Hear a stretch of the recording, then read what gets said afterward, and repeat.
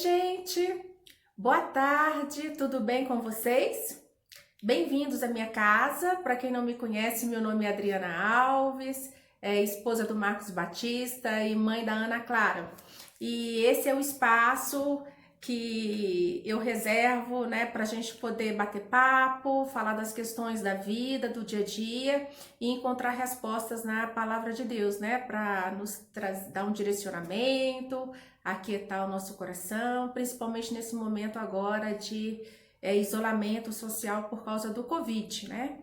E gostaria de pedir que vocês continuem deixando seus comentários, é muito gostoso ouvir os comentários de vocês. Tem pessoas que têm compartilhado através de WhatsApp, Facebook, e tem sido muito gostoso. Inclusive até homens também que têm me falado, olha, ouvi a sua mensagem, deixam comentários também, tem sido uma experiência bem gostosa. Então, ao término dessa mensagem, eu gostaria de te pedir que você compartilhasse, né? Se essa mensagem te edificou, se for legal para você, compartilhe com suas amigas, com seus amigos, com sua família, que a mensagem, né, da palavra de Deus possa estar propagando aí. E inscreva também no nosso canal para que assim que sair um novo vídeo, você possa recebê-lo, ok?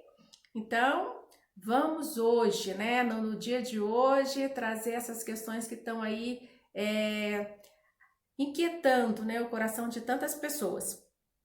Esses últimos 10 dias, em particular, eu, conversando com outras mães, vimos, nos deparamos com a preocupação da maternidade.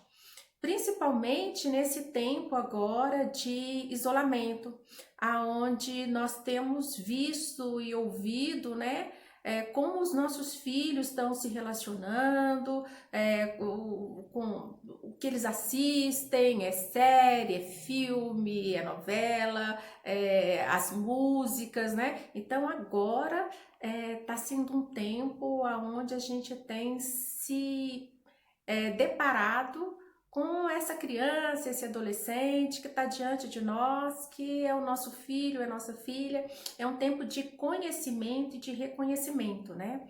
E algumas vezes tem trazido preocupação para gente, uma certa ansiedade. Então eu particularmente, né, conversando com essas amigas, também externei a minha preocupação, as minhas angústias, e pensei, né, aonde eu posso encontrar uma resposta para esse tempo de inquietude, né, de ser mãe, de ser pai, em pleno século XXI, né, numa época de pós-modernidade, onde tudo é líquido, né, e como é que isso se dá? Quais são as instruções do Senhor para nós? E eu encontrei alento na palavra, direcionamento, em particular para mim, que está lá no Evangelho de Lucas, no capítulo 2, no Evangelho de Lucas, do versículo 41 até o versículo 52. Eu vou ler com vocês, vou compartilhar essa palavra que falou tanto ao meu coração e que possa falar com o de vocês também. Que tá assim: todos os anos, os pais de Jesus iam a Jerusalém para a festa da Páscoa. Quando ele atingiu os 12 anos, foram a Jerusalém, segundo o costume da festa. Terminados os dias da festa, ao regressarem, o menino Jesus ficou em Jerusalém, sem que os pais dele o soubessem. Pensando, porém, que ele estava entre os companheiros de viagem, andaram um dia inteiro e então começaram a procurá-lo entre os parentes e os conhecidos.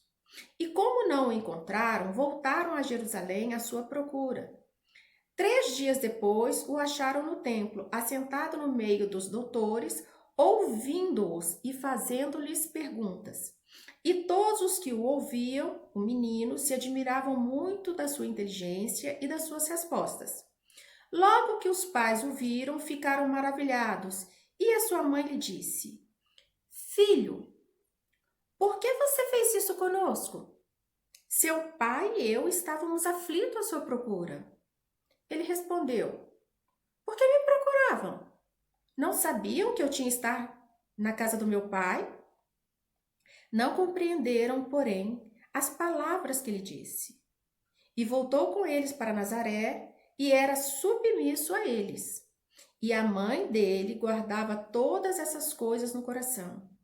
E Jesus crescia em sabedoria, estatura e graça diante de Deus e dos homens. Uau! Que palavra!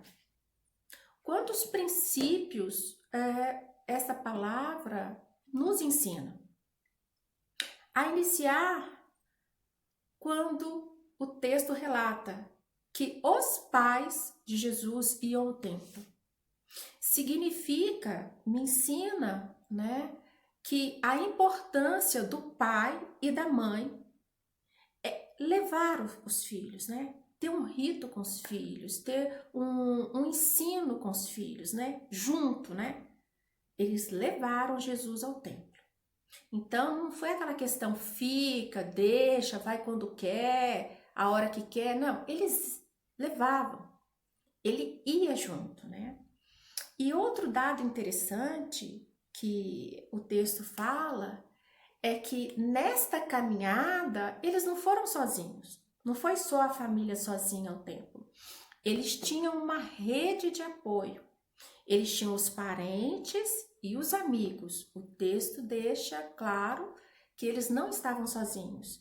E também me ensina, enquanto mãe, da importância de ter uma rede de apoio, de ter uma família próxima, de ter os parentes próximos que ajudam na criação e amigos também, porque eles foram juntos e Jesus estava com eles lá no meio, né?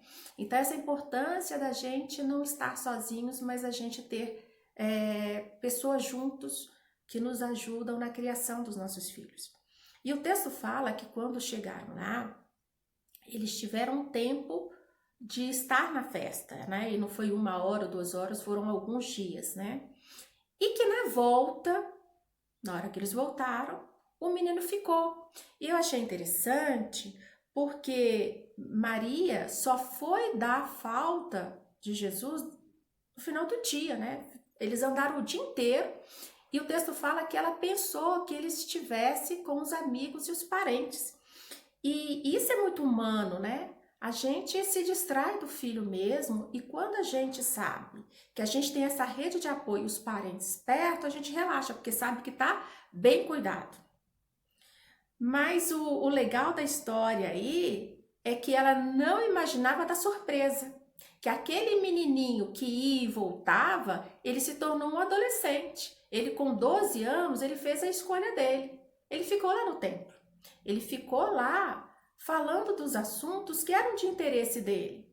Ele tinha interesse pelas coisas do Senhor e ele estava lá discutindo. E o texto aqui fala que ele perguntava, ele ouvia, as pessoas se surpreendiam com a inteligência dele, né? Então tinha um bate-bola ali interessante. E outra coisa que me chamou a atenção é que ele ficou 3 dias perdido. Durante 3 dias o pai e a mãe ficaram procurando ele, né? E assim, você viu Jesus? Não, não vi Jesus. Você viu Jesus? Não, não vi Jesus. Imagina o coração de Maria, gente. Imagina a gente, não sei se vai acontecer com vocês, de perder filho no shopping. Alguém aí já perdeu? Filho no shopping, filho no parque, filho no praia. É punk, não é? A gente não desespera? Nossa, é um terror. Ao ler isso também, meu coração se compadeceu muito, lembrando daquelas mães que tiveram seus filhos sequestrados. É uma sensação e é um terror, né? Saber que o filho está perdido. E Maria passou por isso, essa angústia, 3 dias longe do filho. Não só ela, mas o pai também. Por quê?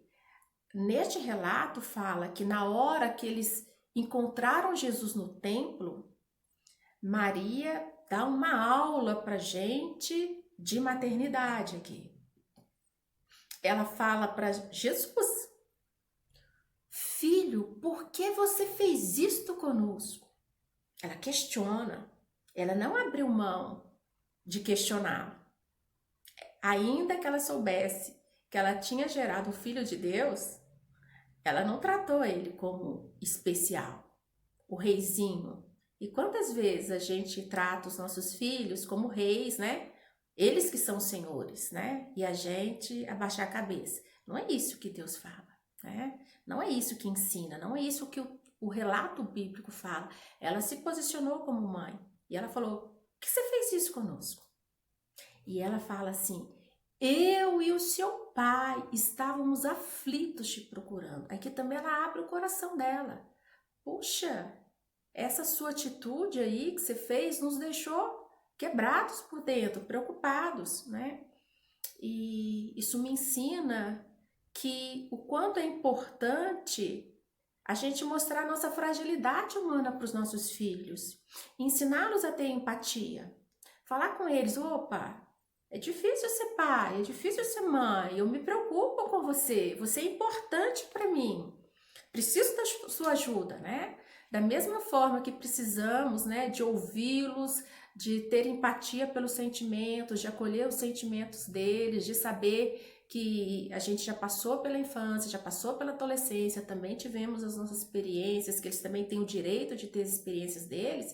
Eles precisam saber do nosso emocional, né? Não dá para esconder a nossa fragilidade atrás de uma capa de super pai e super mãe, né? E depois que ela se coloca diante dele, mostrando a preocupação, e a preocupação não foi só de mãe, foi mãe e pai, e aí é um convite que, ainda que a gente esteja no século XXI, onde, né, hoje é comum o pai e a mãe, né, infelizmente, né, tristemente, não estarem juntos, né? Algumas vezes o filho não tem nem o pai, a mãe tá sozinha. É difícil isso, né? É difícil para quem tá sozinho criando, é difícil pro coração de Deus, é difícil para aquele filho, né? Mas enfim, é a possibilidade, mas isso não omite, né? Isso não tira, né? Não faz com que o pai não venha a ter responsabilidade, né? Que essa figura paterna, que pode ser até de um avô, que tem essa figura de proteção e de cuidado, e que é importante para até a estruturação da personalidade dos nossos filhos, né? Eles precisam da figura do pai e da figura da mãe, a figura de alguém que represente a mãe, a figura de alguém que representa o pai, né? E é interessante porque quando ela coloca isso para ele, ele devolve com uma pergunta, que é algo bem próprio de adolescente. Adolescente questiona, ele com 12 anos estava no auge lá, começando a adolescência dele, e ele colocou para ela assim: "Por que vocês estão me procurando? Vocês não sabiam que eu tinha que estar na casa do meu pai?" Puxa vida, quando eu fiquei pensando nessa pergunta de Jesus, vocês não sabiam? Vocês não sabiam aonde eu tinha que estar? Que eu tinha que estar aqui na casa do pai? Por trás dessa pergunta, o que eu fico aqui pensando, né? Eu não sei você aí, mas esta pergunta traz algumas coisas que estão por baixo dela, que é: puxa, se vocês me educaram toda a minha infância, me ensinando princípios e valores, vocês deveriam de saber onde eu ia estar. Que se vocês me ensinaram no caminho, o caminho do Pai, vocês me ensinaram o princípio, né? O princípio do temor do Senhor, que me dá valores, né? Vocês não sabiam aonde eu tinha que estar, que as minhas escolhas iam ser escolhas acertadas, que eu não ia estar aí por aí batendo cabeça? Outra coisa é que essa resposta, essa pergunta dele, né? É interessante, porque o segredo não está na resposta, o segredo está na pergunta, né? É a pergunta que nos mobiliza e nos faz sair da caixinha, né? E essa pergunta dele me fez pensar que os adolescentes também têm seus próprios interesses, né? Ele estava com o interesse lá das coisas de Deus, né? Do Pai. E mostra que eles também têm uma individuação. Maria nos ensina isso, quando ela deixa ele livremente ir com os amigos e com os familiares e não fica aquele controle, nos ensina que a gente não tem que ficar controlando o filho, né? Principalmente quando eles estão adolescentes, é importante eles terem a individualidade deles, eles irem se constituindo como sujeitos, né? Na psicologia a gente fala na individuação, isso é saudável, isso é rico, né? E isso me ensina como mãe, porque eu tenho uma característica controladora, né? Que eu quero controlar processos e o Senhor me ensina, Adriana, menos, relaxa, né? Colocou-se os fundamentos e os princípios? Sim, Senhor. Tem vivido aquilo que você fala? Sim, Senhor, algumas vezes é muito difícil e eu preciso da tua graça, né? E ele, ok. Então, os exemplos, eles falam mais alto do que as palavras, né? E Jesus, quando fala com ela, vocês não sabiam, né? Aonde eu tinha que estar? Então, isso fala muito ao meu coração. Que os princípios, os fundamentos, principalmente da palavra de Deus, eles têm que estar muito bem estabelecidos para os nossos filhos, porque no momento que eles saem da nossa presença, no momento que eles estão longe da nossa presença, os valores, os princípios, o temor do Senhor vai estar no coração deles e eles vão poder fazer as escolhas, né? E a gente vai poder estar seguro. E ainda que eles não façam as melhores escolhas, a gente sabe, a gente tenha a ciência, a gente saiba e tenha isso no coração, que os filhos não são nossos, os filhos são do Senhor, que a gente faz o nosso papel de pai e mãe, mas tem um pai. Eles têm um pai que sabe todas as coisas, tem um Deus que é onisciente, onipotente, onipresente, que a graça dele está sempre alcançando os nossos filhos da mesma forma que nos alcança também, né? Os filhos não são nossos. Ontem eu vi uma frase que fala assim, aqui na terra a gente é pai e mãe, mas lá no céu vamos ser todos irmãos. E que o nosso maior desafio é pastorear o coração dos nossos filhos de tal forma que eles encontrem o Senhor, que eles encontrem Jesus vivo, ressurreto, que o Espírito Santo tenha essa oportunidade de trabalhar no coração deles e que a gente se encontre todos no céu, né? Levá-los, né, para o céu. E outra coisa que o texto fala muito comigo é que o Senhor Jesus ali, Jesus adolescente, falou assim, está na casa do Pai. Ele apresenta Deus não como um Deus lá distante, um Deus, uma coisa não surreal, algo transcendente que eu não sei, mas ele apresenta a figura de Deus como Pai. E pai é aquele que cuida, né? Um pai amoroso, um pai que acolhe nossas fraquezas, nossas dificuldades. Ele não apresenta Deus como alguém repressor, punidor, castrador. Muito pelo contrário. Ali ele fala pai, né? E que a gente tenha isso, né? Que Deus é pai, que a gente consiga ensinar o nosso filho, a nossa filha, que Deus é pai. E sendo pai, é um pai que nos ama tanto que deu Jesus por nós, né? E que fica essa mensagem, que a gente possa aquietar o coração, que a gente possa ter o compromisso primeiro de ter experiências com o Senhor, né? As nossas experiências, elas vão ser importantes para a jornada espiritual dos nossos filhos. Vai chegar um tempo que eles não vão estar ao alcance dos nossos olhos. Isso é fato, isso é importante, isso é saudável, né? Esse do crescer e multiplicar é bíblico, isso é muito importante. E quando eles não estiverem ao alcance dos nossos olhos, que a gente saiba que eles estão na presença do Senhor, né? Que eles estão inculcados, né? Que a mente deles, o coração deles estejam com o temor do Senhor e que eles possam expressar, né? Na individualidade deles, as características, a personalidade, os dons, talentos, habilidades, que tudo aquilo que Deus constituiu, que fez, que formou neles, que possa ser expressado, né? Como uma forma de louvar, adorar e glorificar a Deus com a existência deles, né? E a pergunta que fica para mim e para você,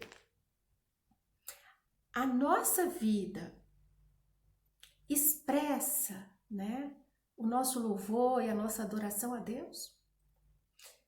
Os nossos pensamentos, os nossos sentimentos, a nossa busca, a nossa sede, né? Temos encontrado no Senhor refúgio?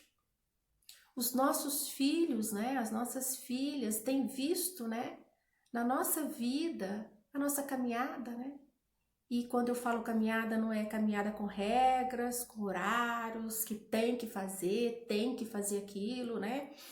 Não, é de ser, que a nossa essência, né, possa ser de filho, de filha, filho amado de Deus, filha amada de Deus, e que nessa relação gostosa com o Senhor, onde a gente pode derramar o nosso coração, eles possam encontrar uma segurança, né, que é só o que pai e mãe dá. E o texto desse relato termina com Jesus voltando para casa. E isso é muito importante, que fala assim: e ele foi e era submisso a eles. E ele continuou crescendo, né, em estatura, em graça, né, em sabedoria, diante de Deus e diante dos homens. Isso indica, gente, que a criança, né, ela tem um processo de crescimento, nós temos um processo de crescimento que ele não termina, e que Jesus foi crescendo e ele voltou submisso, era submisso aos pais, e essa submissão me lembra o respeito, né, ainda que ele era, né, o Filho de Deus, o Salvador, com uma missão de ser Messias, de ser o nosso Salvador, ele era submisso, ele respeitava pai e mãe. E aí a pergunta que eu faço para mim e para você: os nossos filhos têm nos respeitado?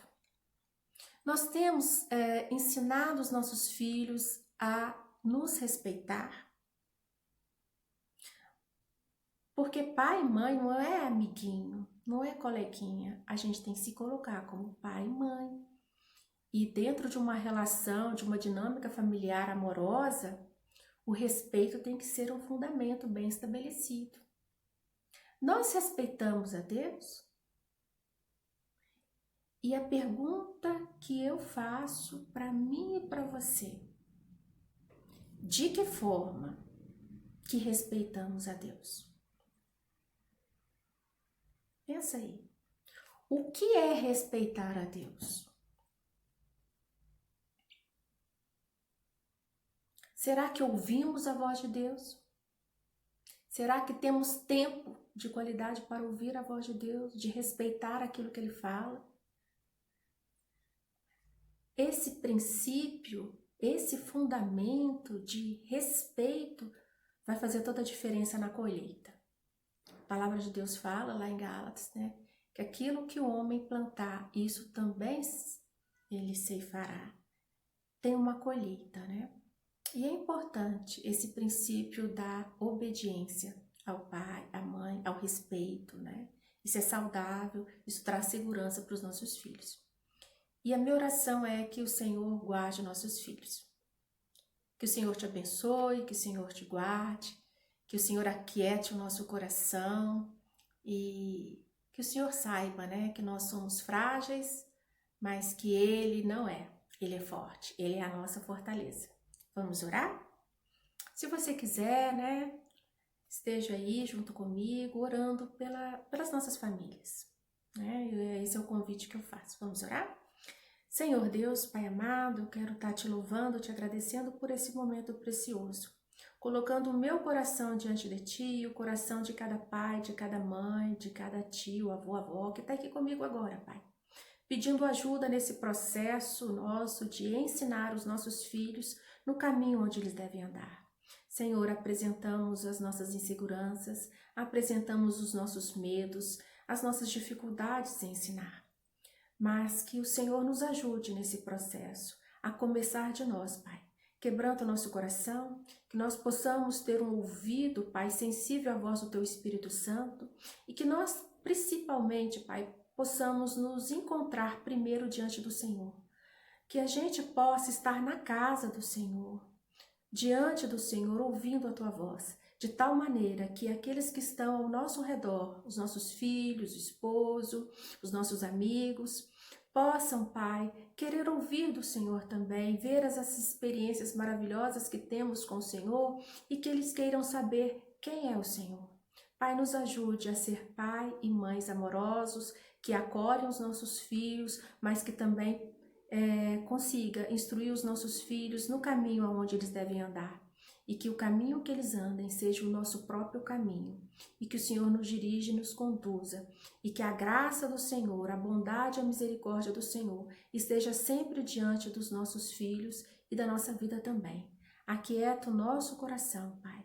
E que a gente possa cada dia mais ter sede e fome da Tua presença. É a minha oração, pedindo que o Senhor abençoe cada família que está aqui conectada comigo e conectado com o Senhor. Que o Senhor os abençoe, os guarde, os proteja. Que a Tua bênção seja sobre nós. É o que eu te peço em nome de Jesus. Amém. Amém. Que o Senhor te abençoe, te guarde e que você confie que Deus é soberano, que Deus é Pai e um Pai amoroso, que vai nos guardar e vai guardar também o seu filho e a sua filha, para a honra e glória dele, para que haja paz, amor em abundância, que haja vida plena. Amém? Um beijo para vocês, até no próximo encontro. À vontade do Senhor. Beijo, tchau. Recado importante. Você que ouviu esta palavra, vá agora, compartilhe, inscreva no canal, deixe seu like aí, abençoe outra vida. Não deixe de compartilhar, ok? Um beijo, tchau, até o próximo.